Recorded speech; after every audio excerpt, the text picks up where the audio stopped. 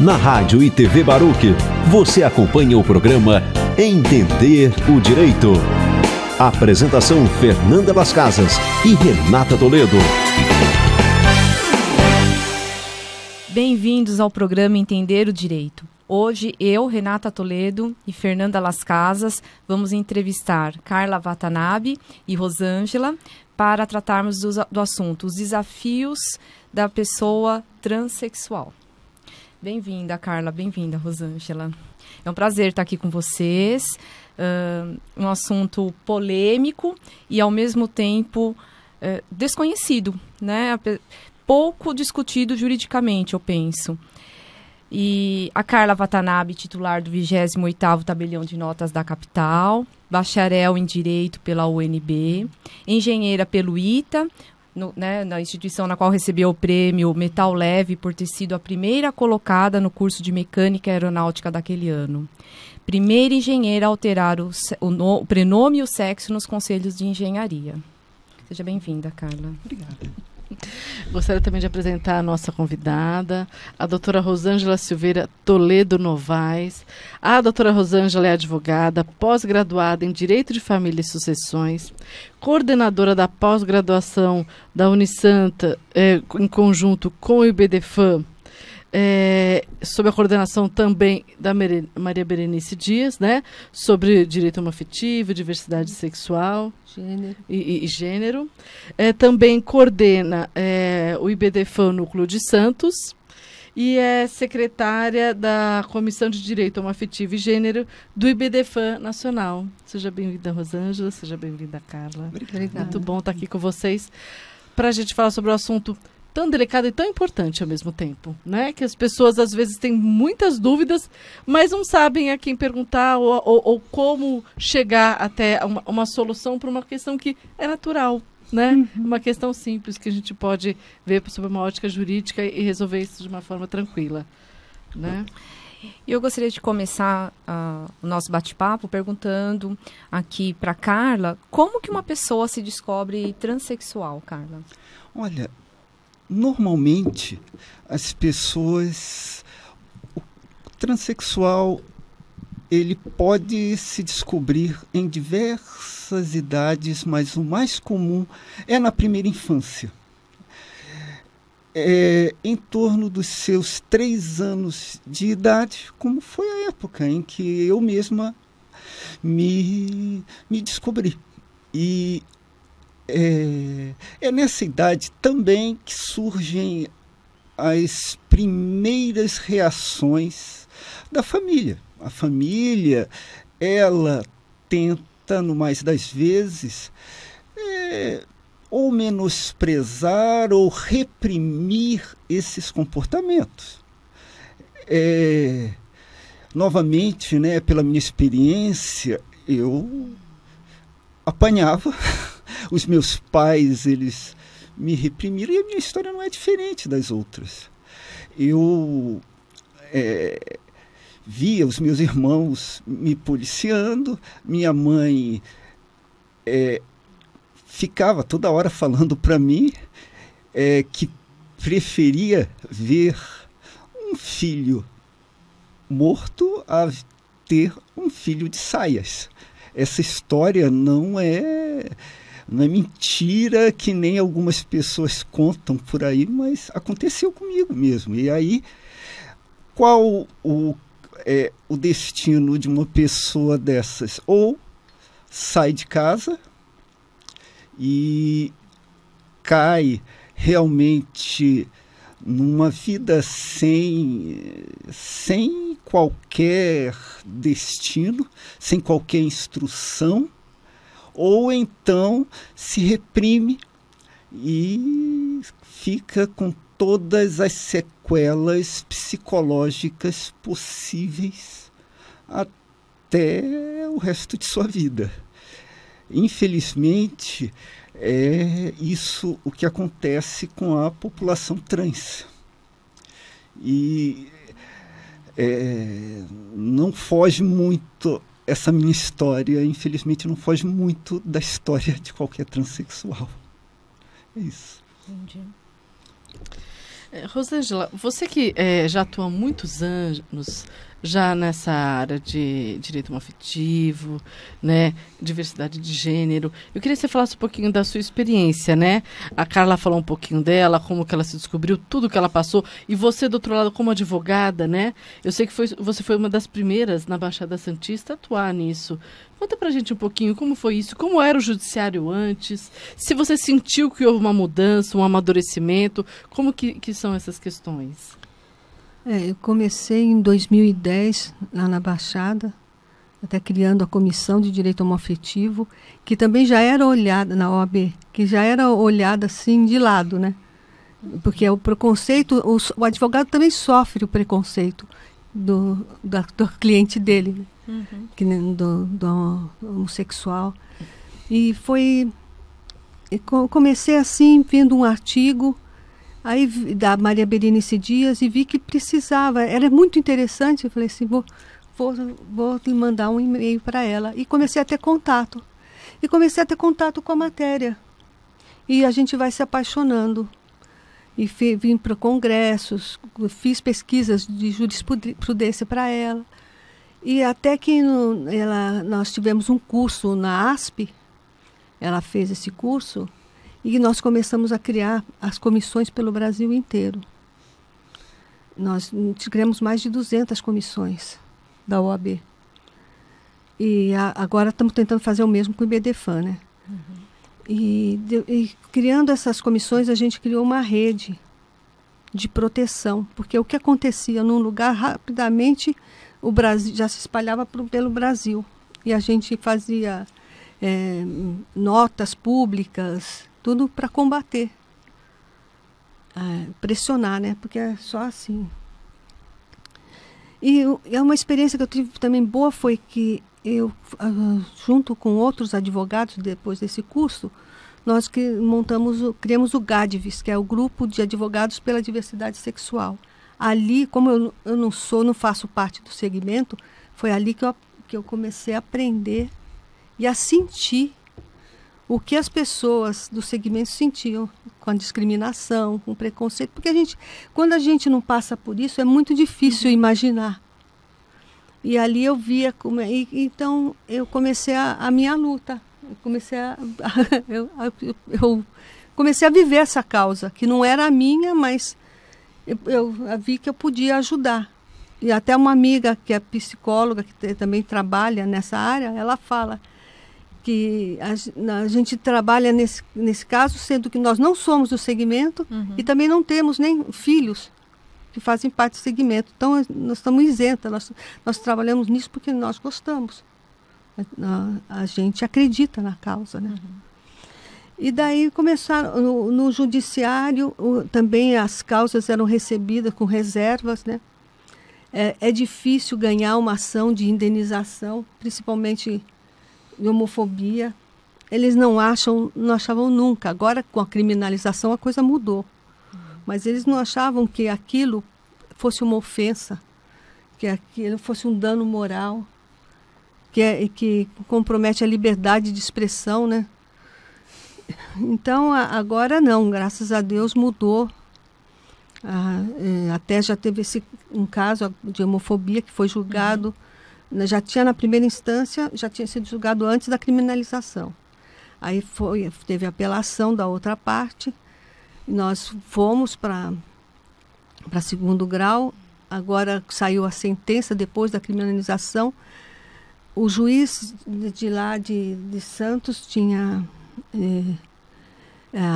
a multa, a indenização, ele foi muito baixa, e aqui em São Paulo nós conseguimos mais que triplicar a indenização. Uma professora de Pilates que foi muito humilhada dentro do próprio trabalho da academia por uma aluna. E eles gravaram tudo em vídeo. Então foi muito bom saber que agora estão sendo punidos de verdade, né? Porque só quando põe a mão no bolso é que sabe, que o órgão mais frágil, né? É o bolso. É ali onde dói mais, né? E é importante dar publicidade para que aqueles que são os corajosos não ousem né? Porque você tem a liberdade de pensamento, mas você tem que respeitar o direito do outro. É bem diferente a liberdade de pensamento para o discurso do ódio. Aqui no Brasil a gente não permite discurso Tanto que preconceito todo mundo pode ter, porque é uma coisa que fica dentro. Agora, ele não pode exteriorizar esse preconceito. Sim. E ferir a dignidade do outro ser humano, né? Exatamente. Eu acredito que a nova geração, eu vejo isso na minha filha refletido, que eles têm uma abertura de pensamento maior, eles enxergam o ser humano. Exato. Isso que é bonito, a alma, né? É assim que, filosoficamente falando, que algumas pessoas não acreditam em alma, mas eles enxergam o ser humano, eles enxergam a dor e o amor de uma maneira diferente que a nossa criação não permitia isso. Né? Vocês também veem isso, cara? Você também sente isso? Sim, as pessoas parecem que têm mais facilidade em ter empatia. Essa é a palavra que faltava muito na nossa geração. Entendi. Carla, e você acredita que hoje, se nós não vencemos o preconceito, nós estamos no caminho, ou se nós estamos muito distantes disso, se isso ainda é um ideal, né? Vencer o preconceito? Com certeza, nós ainda estamos vendo esse caminho de vencer o preconceito ainda bem longe. Principalmente, eu vejo nesses grupos de ódio, o ódio parece que está se popularizando cada vez mais. Pelo menos é esse o sentimento que eu tenho. Com a internet que era para ser um instrumento, né, de congraçamento entre as pessoas, passou a ser algo como uma forma de se formar, passou a formar bolsões de grupos de ódio, bolsões onde as pessoas apenas conversam entre si, entre grupos que falam as mesmas ideias. E entre esses grupos que conversam as mesmas ideias, esses grupos, eles conversam ódio. Vocês veem nesses... hoje eu estava vendo nos Estados Unidos, com a eleição do Trump e a mudança das regras eleitorais, vários grupos, como vários grupos de minorias, principalmente como os transexuais, provavelmente não conseguirão votar nas eleições presidenciais. Por quê? Devido à transição de gênero, as identidades, elas não coincidirão com a foto da pessoa. Entendi. E o reconhecimento é por foto? Exatamente. Exatamente. E lá não se muda uma identidade tão facilmente quanto aqui. Não é um procedimento tão fácil. E também as pessoas mudam o nome no registro civil e não mudam nos arquivos lá. Não há uma conversa tão fácil quanto aqui. E aí eu caí na armadilha de ver os comentários dos leitores. Meu Deus do céu, que tristeza, que tristeza. E aí então nós vimos o preconceito na forma mais viva, no preconceito dos comentários da internet. A internet, ela dá voz àqueles que não teriam coragem de sozinho expressar seus pensamentos. E por que incomoda tanto, né? Eu não consigo isso é uma outra pergunta interessante. Por que incomoda? Eu sempre faço essa pergunta. Não é? Sim, verdade. Se cada um está vivendo a sua vida, pagando as suas contas, amando e... Porque é tão importante para a pessoa isso. Se isso está dentro da esfera íntima. O que interessa para o outro. Os héteros não perguntam entre si, né? Exatamente. Se são héteros, se não confirmam para ter amizade. E uma coisa que a gente tem que ponderar também, que quando a gente fala dos casais homoafetivos, de pessoas que se relacionam com pessoas do mesmo sexo, isso não é novo, não. Se a gente for olhar a história mundial, vamos voltar só um pouquinho no tempo, só até o direito romano, vamos lá, na época do Império Romano, onde havia-se a iniciação, do homem se iniciava com um parceiro, com um jovem do mesmo sexo, e era uma coisa natural, né? Então o direito sucessório ele foi criado a partir disso, porque os homens deixavam sua herança para os seus amantes do sexo masculino e a família ficava sem nada. Olha só como foi. Então, não é novo. Então, a gente não precisa repelir algo como se fosse algo estrangeiro. Não é, isso é da natureza sempre, humana. Né? Isso, na verdade, a gente só tem que considerar que as pessoas têm direitos, têm a sua dignidade e que precisa haver o respeito. Devem ser respeitadas. Sonto, nada Ponto. mais. Basta né? o respeito. Basta o respeito. Rosângela, e falando um pouquinho também sobre essas questões de relacionamento que a gente está ponderando aqui, eu me lembro que uma vez você comentou comigo que você chegou a cuidar de vários casais, né, até homoafetivos, relacionados à reprodução assistida. Eles gostariam de ter filhos e, por determinada circunstância, eles não podiam ter de modo natural. Né? Ou porque a mulher precisava de um esperma, um casal né, de mulheres, né, material genético, ou porque os homens precisavam do útero, alguma coisa. Você atuou muito nesses casos? Como que foi a sua experiência nisso? Lá na Baixada atuei tanto dupla paternidade como dupla maternidade, e inseminação caseira, inseminação em laboratório. E foi muito interessante, né? Por exemplo, porque não é todo mundo que consegue também fazer uma reprodução assistida com médicos, com laboratório. E as mulheres, elas apelam muito para a inseminação caseira. Tanto que o juiz, quando eu entrei com a petição, ele me falou, caseira? Mas como é isso? É isso que eu ia perguntar. Como que funciona? Explica para o nosso ouvinte o que seria inseminação caseira. Então, porque a do laboratório a gente sabe, coleta o material genético e o médico faz o procedimento. E a caseira? A própria pessoa, ela recebe o material genético, nesse caso até era o sobrinho de uma delas, elas eram casadas, era um casal lésbico. Então, o sobrinho de uma delas cedeu o material para a mais nova ia inseminar. Ela mesmo inseminou, escolheu os dias lá que julgava ser mais fértil. Ovulando. Mais fértil, né? E até o primeiro perdeu, no segundo ela conseguiu levar a gravidez até o fim. A família toda torcendo. Que legal, né? Foi muito interessante. Aí a criança nasceu. E esse é o que é um momento delicado, o nascimento, porque até então está acontecendo no ambiente familiar, tem um amor. Sim. E o registro dessa criança, como que você faz inseminação caseira? Foi levada, o juiz, ele considerou que como são casadas, então a certeza da maternidade. Presunção. Presunção, que seria paternidade, no caso maternidade, né? Já presumiu. E o pai, que é o sobrinho, primo da criança que estava nascendo, e pai, né? Ele também quis participar do projeto parental. Tá. Então teve a multiparentalidade aí. E aí você conseguiu previamente essa autorização para sair com o registro? Consegui previamente. A juização. A juização antes, né, para assegurar que, porque tem que para levar registro, porque senão a pessoa fica sem direitos, ela não existe, né? É o caso dos intersexo. Tá.